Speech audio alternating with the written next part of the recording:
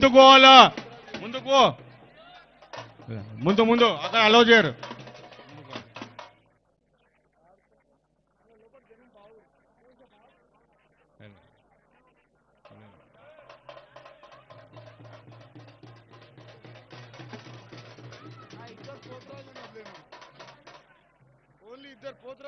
కేవలం ఇద్దరు పోతురాజులను లోపలికి వదలాల్సిందిగా కోరుతాం. కేవలం ఇద్దరు పోతురాజులను.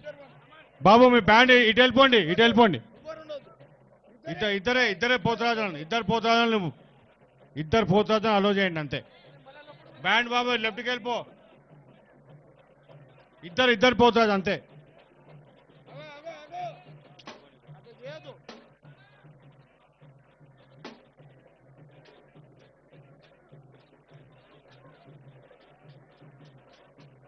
వచ్చేయండి, ఇటు వచ్చేయండి ప్లీజ్, ఎందుకంటే జనాలు లోపల చాలా ఉన్నారు. ప్లీజ్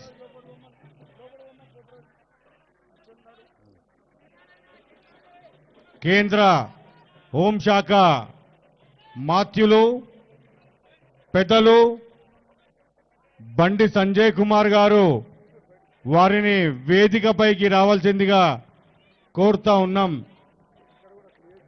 వేదికపై రావాల్సిందిగా వారిని దేవాలయ కమిటీ సాదరంగా ఆహ్వానిస్తా ఉంది. బండి సంజయ్ కుమార్ గారిని కేంద్ర గౌరవనీయులు కేంద్ర హోంశాఖ మార్చులు బండి సంజయ్ కుమార్ గారిని వేదికపైకి రావాల్సిందిగా ఆహ్వానిస్తా ఉన్నాం.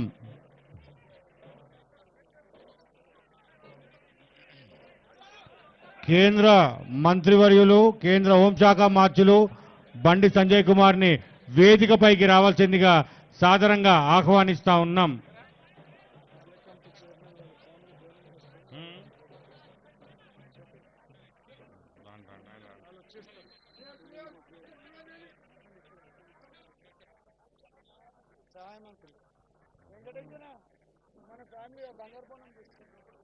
హోంశాఖ కేంద్ర హోంశాఖ సహాయ మంత్రి శ్రీ బండి సంజయ్ కుమార్ గారిని వేదికపైకి సాదరంగా ఆహ్వానిస్తా ఉన్నాం. అన్న నమస్తే. బండి సంజయ్ అన్న మాకు ఢిల్లీ బోనాలలో ఎంతో సహాయం చేస్తాడు. చాలా సంవత్సరాల సంది ఢిల్లీ బోనాలప్పుడు అన్న మాకు చాలా సహకరించారు. వారిని మాట్లాడాల్సిందిగా కోరుతా ఉన్నాం. భారత్ మాతాకి జై శ్రీరామ్. సింహవాహిని అమ్మవారికి అందరికీ నమస్కారం. భాగ్యనగరం అంతా ముఖ్యంగా పాత బస్తీ అంతా కూడా ఇలా పొద్దు నుంచి తిరుగుతున్నా. ఏడవైనా మా అమ్మవారు మహిళలందరూ కూడా ఒక అమ్మవార్లుగా తయారై అమ్మవారికి బోనం ఎత్తుకొని వస్తున్నారు. యువకులు పిల్లలు అందరూ కూడా ఉత్సాహంగా ఈ అమ్మవారి బోనాల్లో పాల్గొంటున్నారు. ఒక పండుగ వాతావరణం ఇలా పాత బస్తీలో గల్లీలో ఒక పండుగ వాతావరణం నెలకొనడం నిజంగా చాలా ఆనందం. మనందరూ తెలుసు బోనాలు అంటే అమ్మవారికి ఇష్టమైన నైవేద్యాన్ని సమర్పించడమే బోనం అంటారు. ఇందులో సైంటిఫిక్ రీజన్ కూడా ఉంది. ఇలా వర్షాకాలంలో అనేక రోగాలు వస్తాయి, అనేక రకాల వ్యాధులు వస్తాయి. దాని నుంచి కాపాడు తల్లి అని చెప్పి అమ్మవారిని మొక్కుకుంటూ అమ్మవారికి ఇష్టమైన నైవేద్యం సమర్పించడం ద్వారా ఆ రోగాలు తొలగిపోతాయని చెప్పి ఒక నమ్మకం, విశ్వాసం. దాంతోపాటు అమ్మవారి బోనానికి చుట్టూ పసుపు పెట్టడం, వేపాకుతో అలంకరించడం, దీనివల్ల బ్యాక్టీరియా వైరస్ అన్నీ కూడా నాశనమైపోతాయని చెప్పి మన ప్రాణాలు పైలంగా ఉంటాయని చెప్పి ఒక నమ్మకం, విశ్వాసం ఇలా సమాజంలో పట్టింది. ఇలా అప్పుడెప్పుడు గత కాలంలో ప్లేగ్ వ్యాధి వస్తే ఆ ప్లేగ్ వ్యాధి నుంచి కాపాడు తల్లి, ఈ ప్లేగ్ వ్యాధి వల్ల ప్రజల ప్రాణాలు పిట్టల్లో రాలిపోతున్నాయి, ఈ ప్లేగ్ వ్యాధి నుంచి ప్రజల ప్రాణాలు కాపాడితే నీకు దేవాలయాన్ని నిర్మించి నీకు నైవేద్యం బోనం సమర్పిస్తామని చెప్పి ఆ రోజు వీర జవాన్లు భాగ్యనగర్ ప్రజలంతా ఆ తల్లిని వేడుకుంటే ఆ తల్లి కరుణించి ఇలా ప్లేగు వ్యాధి నుంచి ప్రజలను కాపాడింది కాబట్టే ఇవాళ సికింద్రాబాద్లో అమ్మవారి గుడిని నిర్మించి ఇలా బోనాలు సమర్పించి ఇలా బోనాల పండుగ చేసుకుంటున్నాం. ఇక్కడ మూసీ నది ప్రాంతంలో మూసి వల్ల మొత్తం అతలాకుతలం అవుతుంటే, భాగ్యనగరం అంతా అతలాకుతలం అవుతుంటే ఈ మూసీ బారి నుంచి ప్రజలను కాపాడు తల్లి, ఈ మూసీ బారి నుంచి ప్రజలను కాపాడితే నీకు ఇష్టమైన నైవేద్యం బోనం సమర్పిస్తామని చెప్పి ఇక్కడ ప్రజలు ఆ అమ్మవారిని వేడుకున్న తర్వాత అమ్మవారి కరుణా కటాక్షల వల్ల ప్రజలు ప్రాణాలతో బయటపడితే ఇలా లాల్ దర్వాజా అమ్మవారికి, సింహవాహిని అమ్మవారికి ఇలా బోనం సమర్పించడం గతం నుంచి ఆనవాయితీగా వస్తున్నది. ఇది సనాతన ధర్మాన్ని కాపాడుకోవడం, హిందూ సాంప్రదాయాన్ని ఇలా కాపాడుకునే ప్రయత్నం మనం చేస్తున్నాం.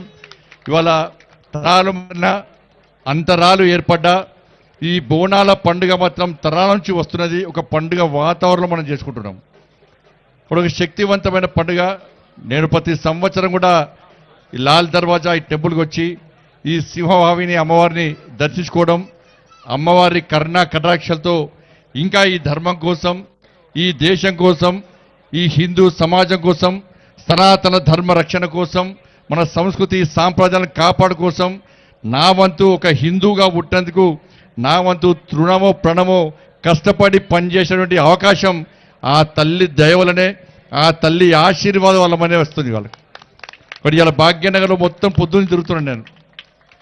చాలా ఉత్సాహం అనిపిస్తున్నది.